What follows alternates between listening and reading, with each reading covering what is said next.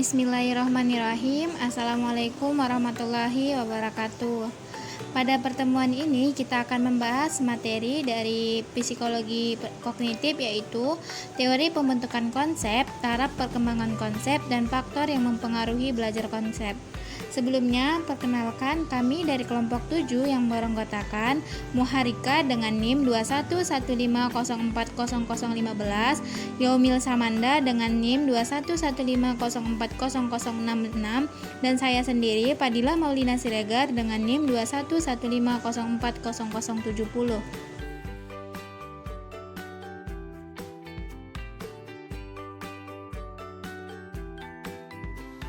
Untuk pembahasan pertama, kita akan belajar tentang strategi belajar konsep.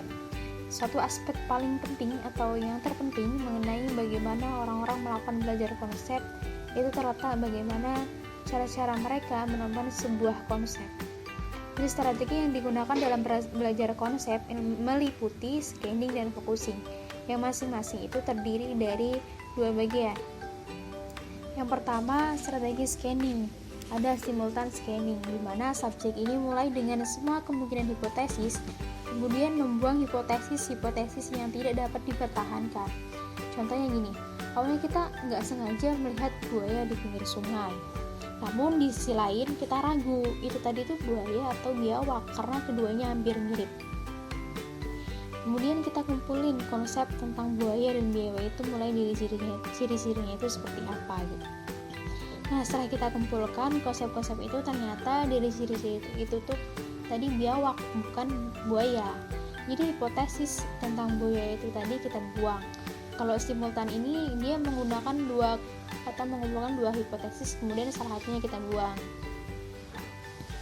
Nah, kemudian yang successive scanning, kita memakai satu hipotesis yang kemudian kita pertahankan jika hipotesis itu berhasil. Jika hipotesis itu tidak berhasil, maka kita akan mengubahnya dengan hipotesis yang lain berdasarkan pengalaman kita atau pengalaman terdahulu kita gitu.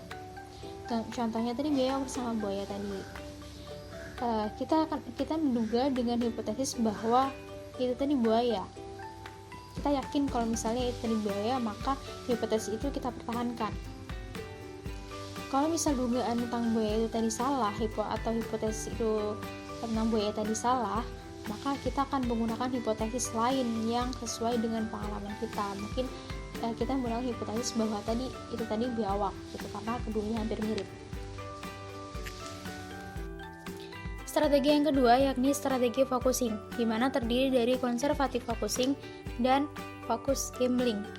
Di conservative focusing, subjek mula-mula merumuskan suatu hipotesis, kemudian dilanjutkan dengan memilih suatu contoh positif yang menjadi titik perhatiannya. Kemudian membuat urutan rumusan kembali dengan hanya mengubah satu ciri aja. Nah, setelah itu kita mencatat mana yang kita anggap contoh positif, mana yang kita anggap negatif. Contohnya buaya sama biawak. Contoh negatif atau contoh yang menjadi perbedaan antara keduanya, kalau misalnya buaya dia bertaring, si taringnya tuh giginya bertaring. Terus kalau misalnya biawak, dia cirinya lebih dominan pada lidahnya, sering menjulurkan lidahnya gitu. Terus habis itu contoh positif, contoh yang menjadi kemiripan antara keduanya, kalau buaya dia kulitnya juga bercorak. Terus kalau misalnya si biawak, dia kulitnya juga bercorak. Jadi kalau misalnya di konservatif focusing ini, kita lebih dominan atau yang menjadi titik perhatiannya pada contoh positif atau contoh yang menjadi kemiripan antara keduanya gitu. Terus focus gambling atau kemungkinan fokus ini dikarakteristikkan dengan mengganti lebih dari satu ciri dalam waktu yang sama. Nah, dari strategi atau kedua strategi antara strategi scanning dan strategi focusing, itu yang paling dianggap efektif ialah strategi conservative focusing. Karena teknik scanning ini hanya memberikan hasil yang cenderung sedang-sedang aja gitu. Nah, secara umum, strategi focusing ini lebih berhasil dan lebih efisien daripada scanning. Nah, kelemahan dari strategi scanning ini dia terlalu banyak menuntut kerja memori seseorang sehingga terjadi pemaksaan kognitif atau yang disebut dengan cognitive strain. Bagi subjek yang menggunakan strategi scanning, dia lebih memerlukan waktu yang lebih lama untuk memecahkan sebuah masalah atau suatu masalah yang menuntut pemuatan memori lebih banyak. Sedangkan kalau si subjek yang memakai strategi focusing, dia tidak terpengaruh oleh adanya penambahan muatan memori. Yang pertama, teori asosiasi, yaitu suatu proses asosiasi respon-respon yang muncul selama belajar dengan contoh-contoh yang mendefinisikan konsep. Dengan kata lain, belajar konsep tidak berbeda dengan proses dasar belajar yang lain. Solso 1988 mengatakan bahwa model dasar dari belajar asosiasi ialah berprinsip pada hubungan stimulus-respon. Jadi, proses dari stimulus-respon dalam belajar konsep yang dikenal paling baik ialah hasil rekayasa Resle serta Born. Pada prinsipnya, suatu konsep dilihat sebagai suatu yang terdiri dari sederetan contoh yang masing-masing memiliki baik atribut-atribut yang relevan maupun tidak relevan. Seseorang merespon pada setiap latihan yang kadang benar juga dapat salah. Setiap respon yang diberikan terhadap contoh positif dari suatu konsep diperkuat dengan umpan balik. Jika seseorang merespon terhadap stimulus baru yang memiliki sifat-sifat atau tanda-tanda yang relevan dengan stimulus lama yang pernah dipelajari, maka orang tersebut dikatakan telah melakukan generalisasi. Pada akhirnya, teori asosiasi mengalami perubahan dengan diperkenalkannya konsep mediasi atau perantaraan oleh penganut aliran behaviorisme. Teori mediasi beranggapan bahwa konsep-konsep dibentuk karena respon mediasi terhadap stimulus yang menjadi contoh. Misalnya, nasi, keju, dan daging. Semuanya merupakan anggota dari konsep makanan dan bukan karena sifat-sifat fisiknya. Karena semua contoh itu menghasilkan suatu respon mediasi yang umum, proses generalisasi terhadap objek-objek tersebut lebih didasarkan pada keserupaan makna daripada bentuk kata-kata. Yang kedua, teori pengujian hipotesis, yaitu adalah untuk mengembangkan suatu teori dengan seperangkat asumsi yang tegas mengenai bagaimana manusia mampu menemukan konsep-konsep. Dasar pemikirannya adalah bahwa seseorang mula-mula merumuskan suatu hipotesis, mengingat dan menguji, kemudian memperbaikinya atas dasar informasi baru. Secara umum, asumsi-asumsi yang mendasari teori pengujian hipotesis adalah hipotesis yang dimiliki seseorang dapat mengendalikan perilaku aktualnya. Yang kedua, bahwa seseorang mengambil sampel dari serangkaian hipotesis yang tersedia. Yang ketiga, proses belajar berlangsung secara keseluruhan atau tidak sama sekali. Yang keempat, pengambilan sampel ulang dari tempat yang sama, lalu diambil lagi sampel dari tempat yang sama sebagai penggantinya. Yang ketiga, teori pemrosesan informasi. Intelijensi tiruan atau buatan merupakan suatu disiplin yang berkaitan dengan pemrograman komputer untuk melakukan tugas-tugas yang kompleks yang memerlukan kemampuan intelijensi seperti pada manusia. Studi mengenai intelijensi tiruan merupakan sumber lain dari teori belajar konsep. Intelijensi tiruan berhubungan erat dengan kemampuan intelektual komputer sebagai suatu alat canggih. Hampir setiap fungsi intelektual yang dimiliki manusia sudah dijadikan subjek bagi satu atau lebih program komputer. Persepsi visual dalam bentuk rekognisi sering menjadi salah satu problem yang diselidiki. Program mimik dalam hubungan dengan pemahaman bahasa, pemecahan masalah umum, dan termasuk program yang khusus bertujuan menghasilkan belajar konsep dalam komputer seperti dilakukan oleh Michel 1981. Usaha pertama kali untuk menghasilkan program komputer yang memungkinkan mesin komputer mempelajari konsep-konsep adalah dilakukan oleh Hofland dan Hans. Model program yang mereka buat secara umum disebut sebagai model pemrosesan informasi tentang belajar konsep, yaitu persepsi, definisi tentang contoh-contoh positif, dan pengembangan pohon keputusan. pada tahap persepsi hanya mengidentifikasi sifat-sifat objek. Dalam belajar konsep, tahap ini dapat dibuat agak sederhana meskipun dalam praktek manusia melakukan tugas belajar konsep sebenarnya diperlukan cara dan tindakan yang lebih kompleks. Titik kritis dari program belajar konsep ialah mengembangkan metode untuk menemukan aktivitas ini sebagai pemilihan contoh-contoh positif.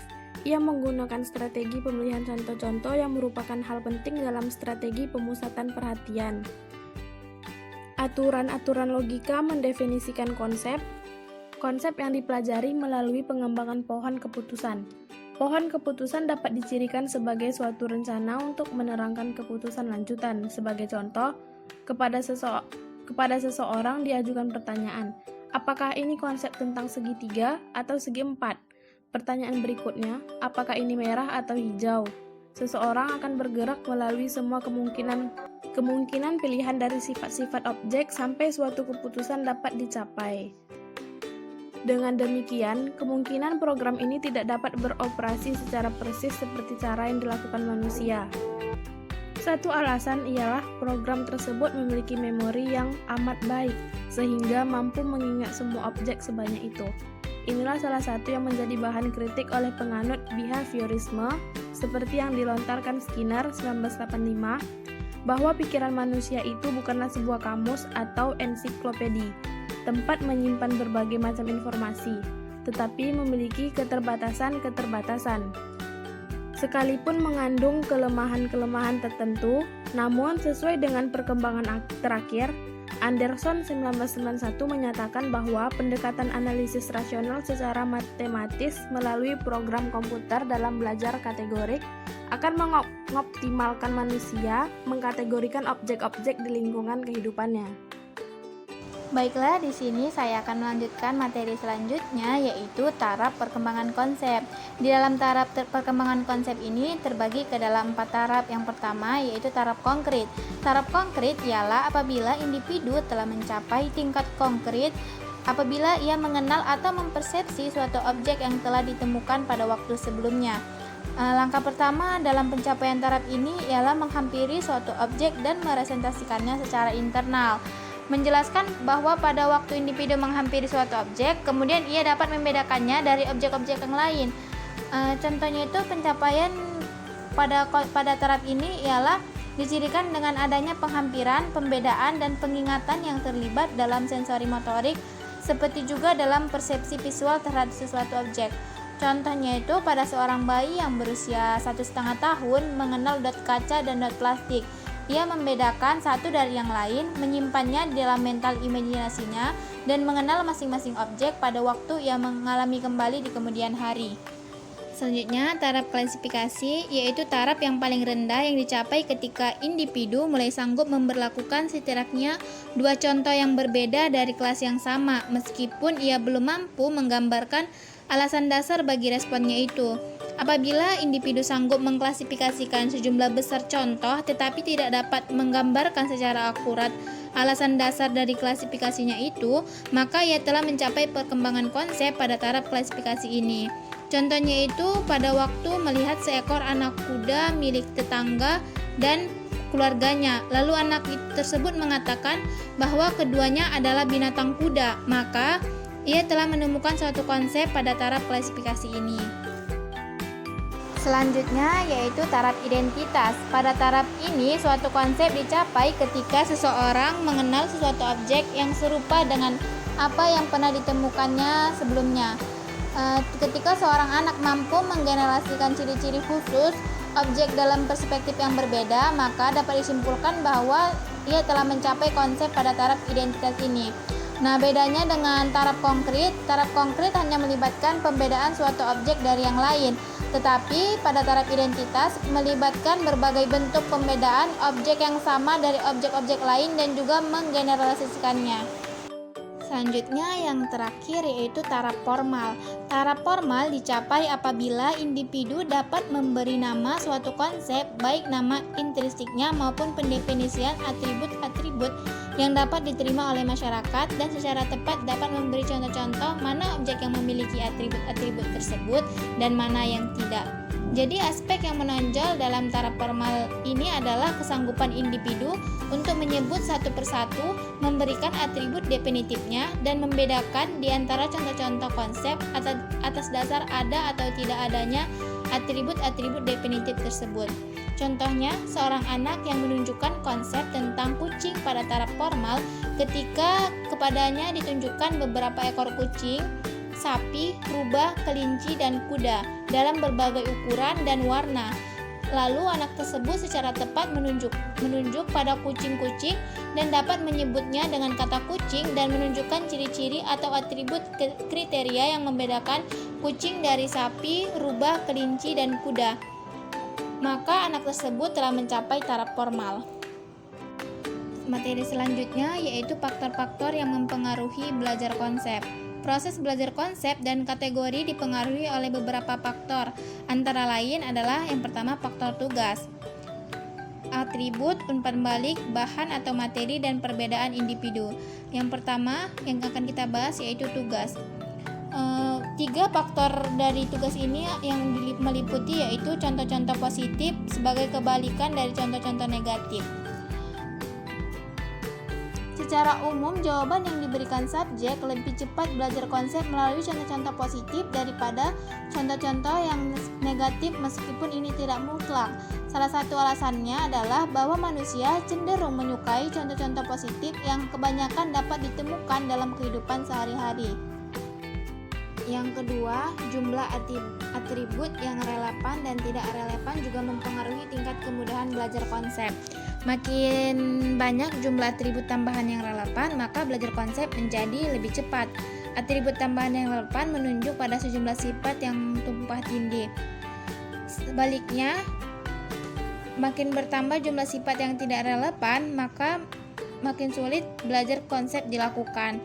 Hal ini dengan mudah dipahami karena penambahan jumlah atribut yang tidak relevan dapat membuat seseorang semakin sulit untuk menemukan atribut yang relevan. Yang ketiga, umpan balik adalah salah satu faktor yang sangat penting di dalam proses belajar konsep. Umpan balik penting karena dapat menyediakan informasi terhadap kebenaran atau kesalahan hipotesis yang digunakan individu. Gambar dan kata-kata. Jadi tugas mengkategorikan gambar dan kata sering masih menjadi perdebatan karena hasil penelitian menunjukkan ada perbedaan. Sejumlah penelitian menemukan bahwa gambar-gambar dikategorikan lebih cepat daripada sebutan nama-namanya. Sehingga tidak dapat dikatakan bahwa mengkategorikan gambar lebih mudah dan menguntungkan bagi individu daripada kata-kata atau bahasa.